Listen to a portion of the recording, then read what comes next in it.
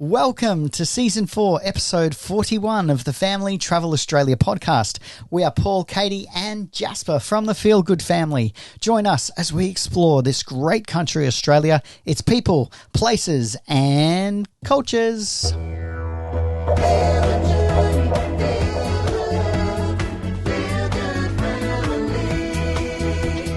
Welcome! Yes, welcome to the Family Travel Podcast, where we share the latest in RV industry news, road trip travel, camping, caravanning, product reviews, where to go and what to do, and so much more. Thanks for joining us. Yes, it's great to have you back wherever you are listening around the world. Of course, we're available free on, 12 podcast directories now. That's amazing, 12. It is amazing. And, of course, it is free. So if you can stop by and give us a review, or if there's 5 stars and you want to hit that because you love us, that is awesome. We would love you to do that. And if you're a YouTube fan like us and you want to watch, then we're also available on YouTube, the Family Travel Podcast. So you can check us out there. Wow, what a week we have this week. Jam-packed, as always. It sure is. This week, we will be sharing our 80-mile wrap-up with a catch and cook. Yummo. Yes, the boys get the rods out. We do. We don't go so well, but that's okay. Luckily, there were people who could catch fish. We're also going to go in search of the Pilbara Wanderer, a.k.a. Red Dog. Yes, an Australian legendary story. Yes, and we'll visit Australia's largest LNG plant. That's a liquefied natural gas plant in Dampier. Yes, and wasn't Dampier a surprise? Total surprise. And we'll be visiting the oldest concentration of petroglyphs found anywhere on planet Earth, and that's the Maraduca National Park. Wow. Yes, this country, again, blowing us away. Mm-hmm. And in the newsroom, we'll be talking about the ACCC, and that is really Australia's peak body for consumer watchdog, on some steps they're taking towards improving the caravan industry. Positive steps, and we'll be bringing that in the newsroom. Awesome. Another jam-packed podcast. All right, 80 Mile Beach. We left you last week at a place that I referred to as on top of my favourite list now. It's probably in the top 3, to be fair. Yeah, and I think a lot of that has to do with its remote location. Yeah. You literally are in this incredible paradise, this beautiful beach in the middle of nowhere. Look, the only thing that I mentioned last week is that you can't swim in the ocean, or you can, but you're shark bait, basically. Yeah, pretty much. Yeah, leave a will. And then the other thing is that there's no pool at 80 Mile Beach at that particular caravan park. There are a number of other station stays that you can do, and one in particular, is it called Pardue? Yes. Gosh, I got that right. They have a pool there, but they are set, I think, maybe 5 or 6 kilometres back from the ocean. So you've still got to travel a little bit to get to the ocean, but they do have a pool. So next time we will check that out and review that as well. Yeah, awesome. Okay, catch and cook. Now, I am not really much of a fisherman. No. We eat more fish than most people because we are pescatarians, which are people that are basically vegos that eat fish or eat seafood. Mm-hmm. And so the idea of becoming a fisherman is high on my list. You know, I've always thought, I really got to figure that out, so that I'd love the idea of being able to catch and cook up our meal and feel like I've, fed the family, the hunter-gatherer. Well, it really does go with this lifestyle too, doesn't it? And I mean, to be honest, we see just about every other traveller out there who's got their rods strapped onto the roof of their truck, or they've got their tinny up there and they're out there making the most of being able to do exactly that. So 2 years in, it's probably time for us to give it a crack. As Katie said, it's like that story of meet me halfway, buy a rod.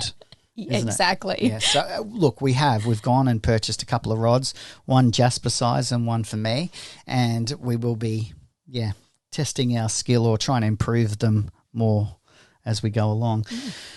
A couple of our neighbours, as we like to refer to them as, at the caravan parks were Barry, brand new to caravanning, also brand new to fishing, and then Ron Thompson, Tomo. Bazza and Tomo. Now, Tomo has been fishing since he could walk, since he could talk. And so he is probably the most keen fisherman we have ever met and the best kitted up fishing rig that we've seen as far as his four-wheel drive. And, I mean, everything opened and closed had something to do with fishing. Do you know what I loved about Tomo? I mean, he's just a likeable guy who really seemed to take us as a family under his wing. Yeah. But as far as being an expert fisherman goes, he was so open. He wasn't, oh, no, these are my secrets, go away, I'm not going to share my fishing tips. He opened up his fishing experience to not only us, but Bazza as well.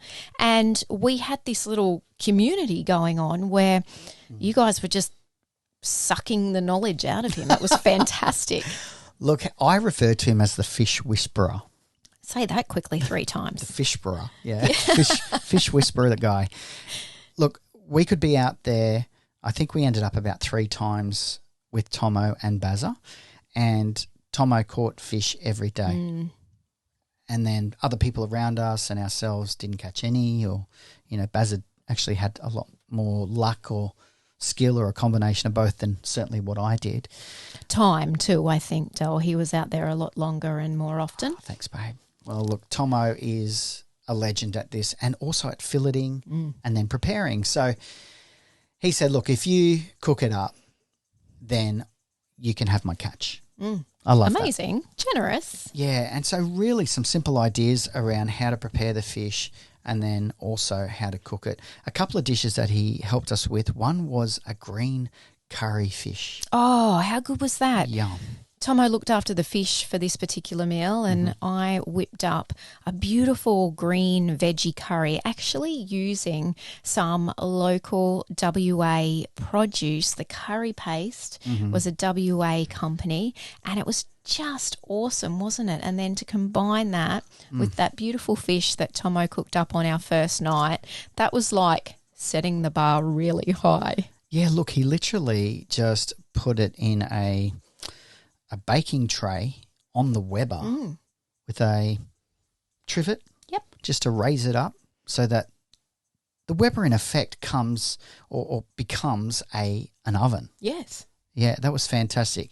And a good reminder for him is, it's a Weber quote actually, it is, looking ain't cooking. Yeah. Don't look at it, he said. Don't look at it, just trust it's working. Fantastic. And, of course, he filleted the fish. But the next night he lent us his $20 mini deep fryer, this tiny little kitty. He proudly boasted that he collected from Kmart for $20. It did the trick, though, didn't it? And to be honest, you don't need anything bigger than that, and certainly not when you're a solo traveller, as Tomo is, or even, a family of 3 like we are. Well, we have since been to Kmart and collected ours. We just got to catch the fish now. Yeah. But what was great about this was he said, okay, once you've chopped them into, bite-sized chunks, just drizzle them in milk. Yes. We're actually fans of coconut milk, so we just put them in a bowl of coconut milk. And then he said, get a bag, put self-raising flour in there, and then any spices that you have available. Yeah. So we love our chilies and our spices. Yeah, we used cayenne pepper for this, which we absolutely love. Of course, we omitted that for Jasper, but we also had some other mixed herbs, dried oregano and things like that as well. So whatever you've got on hand, really, you could just salt and pepper it if that's what you prefer. Talk about easy, though. I mean, in the past, whenever we've prepared fish at home, and shallow fried it in the fry pan, we've always done the egg, the flour, the messy way, breadcrumbs. Tomo's like, no way, man, just get yourself a bag, throw some flour in there, get your spices in, put it in, shake it all around. Yeah, Kate had the You're ready to go. Fish shake dance. I love that. Yeah. And that really was that simple.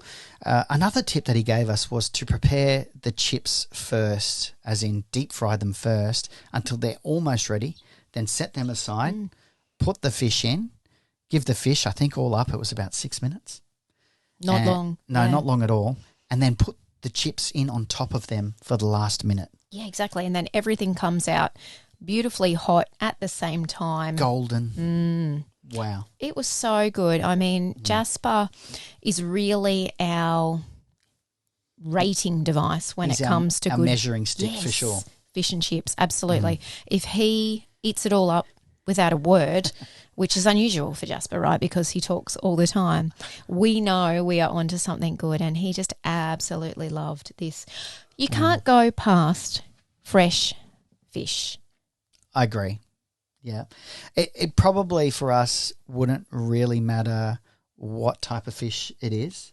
If it is fresh, we're happy. Good. Yeah, absolutely. So we learnt so much, and I loved that we were able to go out during the day and have those moments on the beach. And, you know, I got to sit under the awning of the truck and watch my two boys learning off Tomo, and Baz learning as well, and sharing of rods, and then Jasper playing in the sand.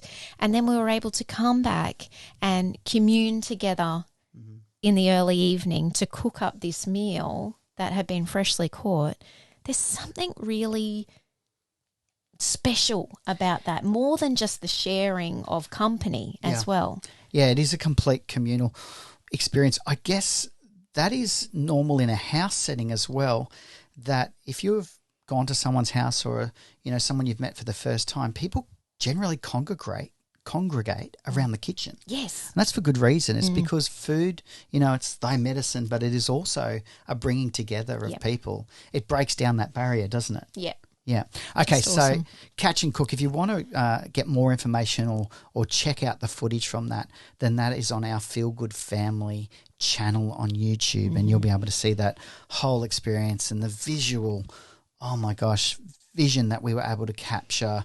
Even the dolphins out there having their own feeding frenzy from the drone shots. I mean, truly spectacular location, and it will always remain at, you know, the top of my list, really. Really, really beautiful part of WA up there in the northwest.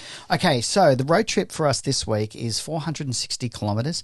As we've said many times while we've been in WA, these distances between locations are epic. I mean, they're always big drive days. Yes, absolutely. And even more so as we bring you more to come over the next few episodes. But it's not unusual to spend this amount of time in the car to get to the next major destination. Fortunately, we can talk to each other and tolerate each other in the car and enjoy that time together, because these drive days are some of our most cherished memories. So we're making our way down to Point Samson, and this is a little place that is a really sort of sleepy little seaside village, really, isn't it? Yeah, it absolutely is. And there's a couple of different van parks there to choose from. We stayed at the Cove, which was right down on the water. We had a great site with beautiful ocean views, and it was a very sleepy town.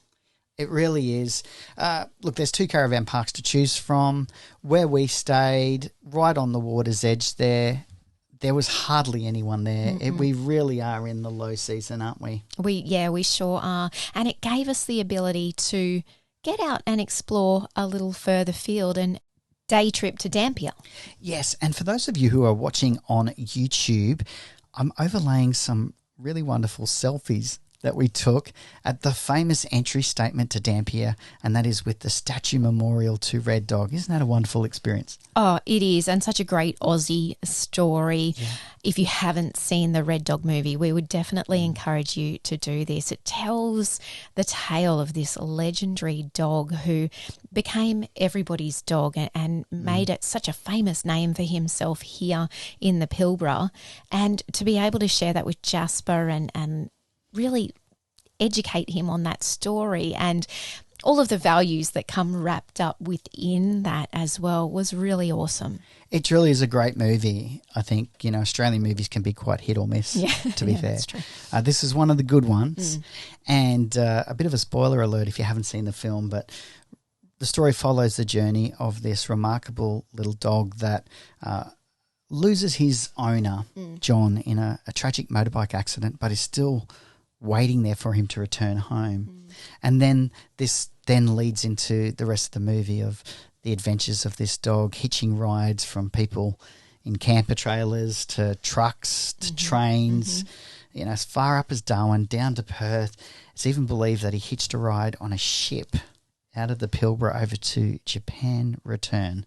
So they say. Anyway, in search of his owner. So it is well worth watching the movie and learning about Red Dog.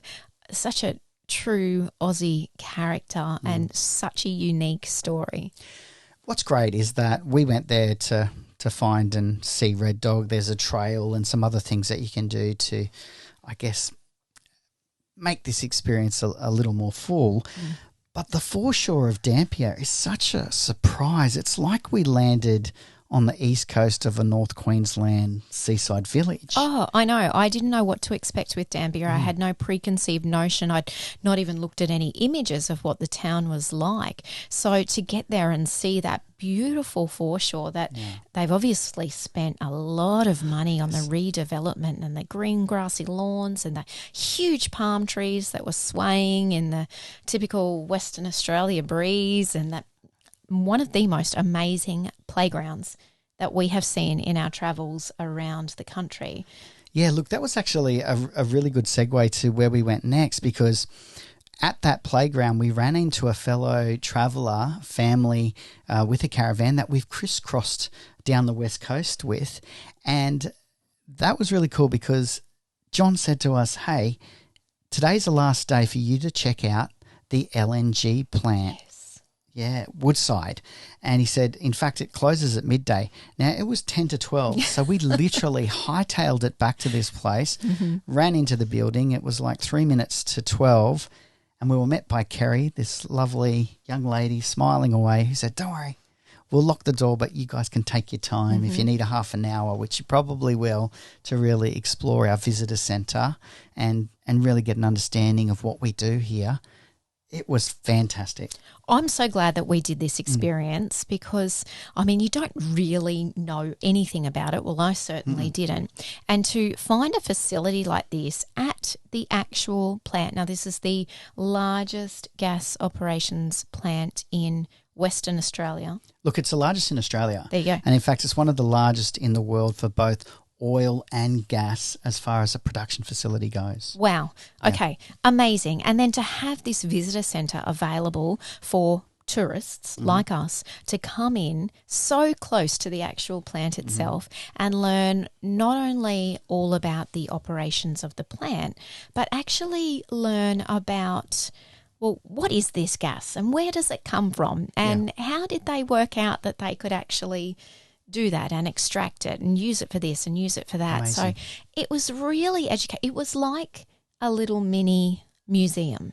It was an incredibly interactive, and they are tailoring it to every demographic. Yes. So whether you're a big kid or a little kid like Jasper, they had iPads and plenty of them. So if it was busy, you'd still be able to interact in some way. And these iPads you could hold up to the plant, which was literally on the other side of the glass, and go along what they refer to as the train on the production line, and then press and interact with each part of that production line to understand a little bit more, watch other videos, really get an understanding of what's going on. We then meandered our way past some beautiful displays and models of the plant and of the ships and how they transport it into a little theaterette that is showing a couple of short form videos that again show how this production actually works, how the facility extracts this gas off the northwest shelf from deep down in the ocean and then basically separates everything out. A couple of incredible facts that blew our mind. Yeah. They cool this gas in its normal state to minus 161 degrees Celsius. Amazing. Truly amazing. And then they put it onto ships as liquefied natural gas, and then they ship it all over the world. They do look after the domestic gas needs of Western Australia, as you mentioned. But if they were to leave it in its normal gaseous state, it would take 600 ships to transport the same amount if it wasn't liquefied. It's incredible. Truly amazing. What it made me think was, how amazing are humans in that somebody somewhere along the line figured this out. Hang on, I know if we freeze this down to this particular temperature and then... Simple physics, babe. working out all of the technologies and the engineering to actually create the machines that are required to do each of these processes and remove all of the other gases and things that they don't require in there. It's quite mind-boggling and quite amazing all at the same time. So a really fantastic experience. And as you said, Paul, Jasper loved it as well, learnt so much. And we see this time and time again in our travels when things are catered for the children of every age and every height, their engagement is so increased, isn't it? Yeah, look, we spent 7 years prior to our travel full-time on the road working for the National Trust of Australia. And our old boss, Jonathan Fisher, the CEO of National Trust at the time, he used to say to me, you know, Paul, if kids love it, then the adults are going to love it as well. This is a great example of that. Absolutely. Yeah, it sure is, and well worth a visit. They are closed for what they refer to as cyclone season, summer. So do jump on to the Woodside website if you are interested planning a visit to Dampier to make sure that you can check out their opening times and go and have a visit through that facility. And Kerry will give a shout out to as well, who was managing the facility the day we went. It's just a beautiful lady, so caring, and her attention to Jasper as well. He even went our way with a bit of a show bag of different goodies and things and educational items too, not just junk. Stuff. Yeah, exactly. Which is really great. Okay, a short drive down the road to one of the most spectacular national parks that we've been to, as far as something that would blow your mind, and that was the Maraduca National Park. It is 5,134 hectares large, and it boasts the largest concentration of petroglyphs, aka rock art, indigenous Aboriginal rock art in the world. Yeah, that's right. They believe that there are over 1 million individual pieces of artwork within this national park. And it's really interesting because they've made it incredibly accessible.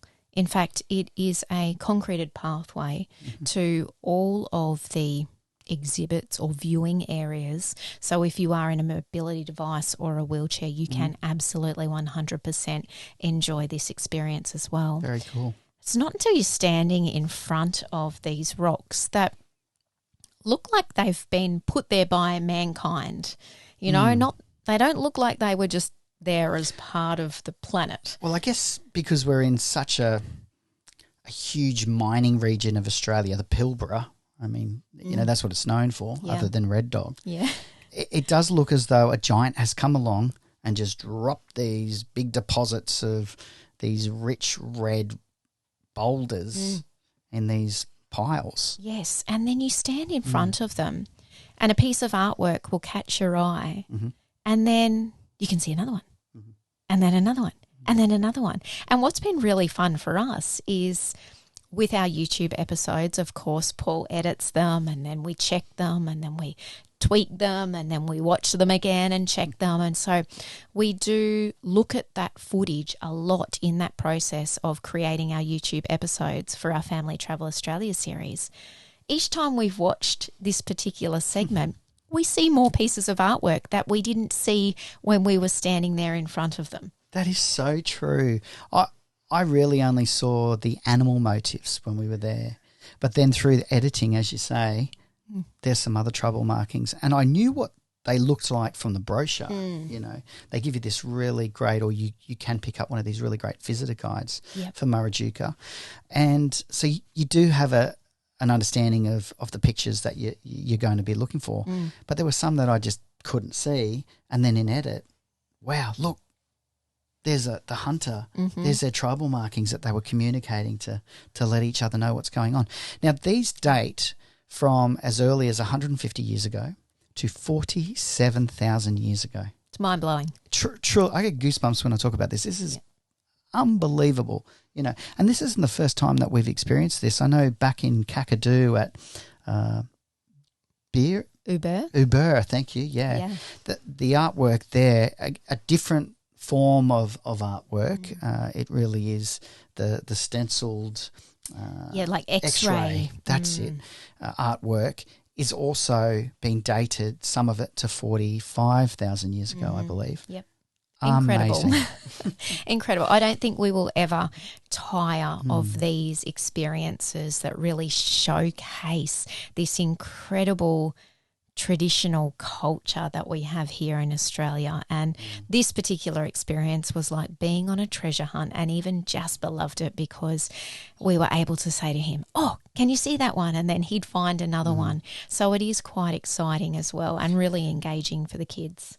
Look, again, it's cementing the fact that this is the oldest continuous living culture on Earth.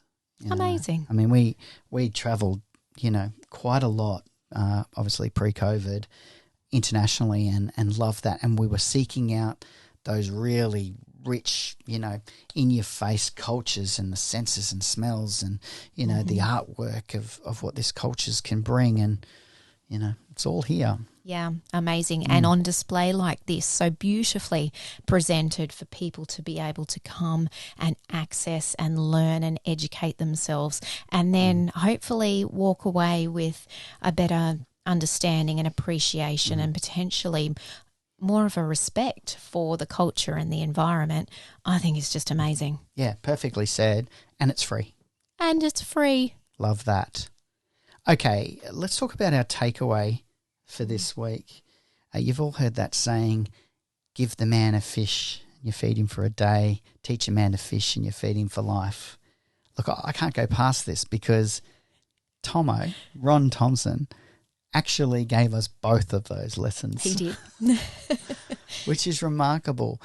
But again, no matter what walk of life you come from or who you are, the act of adding value to someone else's life increases the value of your own far more than anything that you'll ever achieve or buy or have. Yeah, it's so true. It's almost, to really succeed, I think, in your life, in whatever respect that is and whatever definition success is to you, it's by helping somebody else become successful. It's by adding value. And that really does make you rich, not potentially in the financial way, but as far as giving you a purpose and really fulfilling the desires of your soul. Ooh, we're getting a bit woo-woo, but it really is. It does come down to adding value. It reminds me of that Wayne Dyer movie called The Shift. One of our favourites, actually. Yeah, and it's about bringing meaning to your life. And that really is what I see in Tomo. Yeah. And interestingly, we were, out of the norm. He didn't just go, oh, they're a nice family. The amount of stories that we've heard. I was sharing this with a guy at Cossack, which we'll talk about next week. Wonderful campsite. And he said to me, oh, Tomo, yeah, he sent us away with some fish. We've got a freezer full of fish. Now, so have we. Yeah. Okay. So this is obviously part of Tomo's, purpose and his life and finding meaning in it. I love that. Yep. Beautiful. Thank you, Tomo. Yeah, thank you, mate. Hopefully we'll see you again. Our freezer's almost run out of fish. You need to get the rods out, Dal. I do. I need to figure it out. If you've got any tips, send me a line. All right. Let's talk about our newsroom item this week. The ACCC, which is also known as the Consumer Watchdog, the peak body here in Australia, is casting their lens over the caravanning industry. Now, with the bringing of restrictions around travel and the fact that we have to really look in our own backyards at the moment, Australia has 800,000 registered vehicles, RVs, that will be hitting the road this summer. Phenomenal. Truly amazing. That's 1 in 13 families actually own a camper trailer or a caravan at the moment. And that will equate to 4 million road trips across that 6-week period. Incredible. So this is some really good news coming out of the ACCC. It is, and it's been born off the back of the fact that over the last 5 years, they've received something like 1,300 individual complaints in relation to the new RV sector. So wow. People have been complaining about experiences to do with retailers selling caravans that don't meet the consumer guarantees. And also another big one that we hear a lot of on the road is if there is a fault, then there is generally a dispute between the manufacturer and the retailer as to who is responsible for the repair and covering the costs of those. So the ACCC has turned their spotlight onto this, and they are basically doing what they call surveys, asking Australians, RVers, to let them know of their issues, of their complaints, so that they can better understand how to manage this moving forward and what regulations can be put into place to try and minimise this. I think what it's going to do, now look, we all know this isn't this will sort out in the next 6 months. This is probably a pretty long, bumpy road for the ACCC to look at. But I would believe that these are very good and positive steps that over a period of time, within the next couple of years or so, we will see some changes to the regulatory body of these vehicle productions, how they are produced, and what is the end result for the consumer, which should in turn create a better education. Yes. And better outcomes where we're not going to see some of these increases in road accidents and, problems that are occurring with the increase of, green nomads out there. So all pointing in the right direction, I think, and it'll be exciting to watch, as you say, Paul, over the next few years to see how that space changes. Yeah, I think that's it. And laws around, again, setting that standard, setting that bar high enough, like we see with ANCAP. Yeah. It really is the last, as we said last week, bastion of vehicle production here in Australia. 150 manufacturers of caravans or campers in Australia now. It's remarkable. It is incredible. And to think that, we can get some processes and better regulations in place to try and bring things into a level, sort of even playing field is fantastic. A huge job, though, I imagine. Yes. All right. We will keep you updated with that and more as we go along and further down the road and as we hear more from the ACCC and certainly from the caravanning industry body.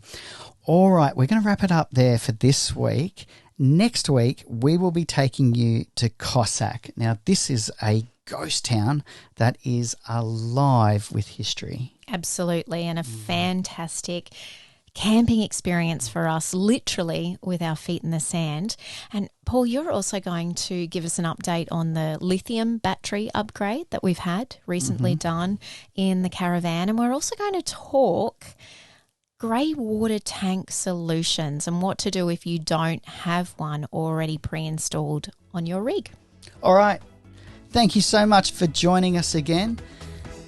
For now, dream big, look after yourself, look after your family. And happy trails. Feel the journey, feel the love, feel good family. We are the Feel Good Family, an ordinary Aussie family that is travelling full-time around Australia. We knew there had to be a better way, so 2 years ago we made a plan, packed up our lives, sold everything we owned and made travel our new lifestyle. We've never even owned a tent, so totally green with our four-wheel drive and van in tow, we hit the road and are exploring this great country of ours, learning as we go and making the most of our time together. They say you only get 18 summers with your kids. Now doesn't that make you stop and think? Australia is the great southern land with the world's whitest sand, the world's largest rock, the world's oldest culture, and the world's cleanest air. We want to explore every corner of this great country. Join us each week as we bring you the best destinations, experiences, and Aussie characters that we can find. We hope this inspires you to take a step toward whatever your dream is. Because if we can do it, you can too. A new destination every week right here on YouTube.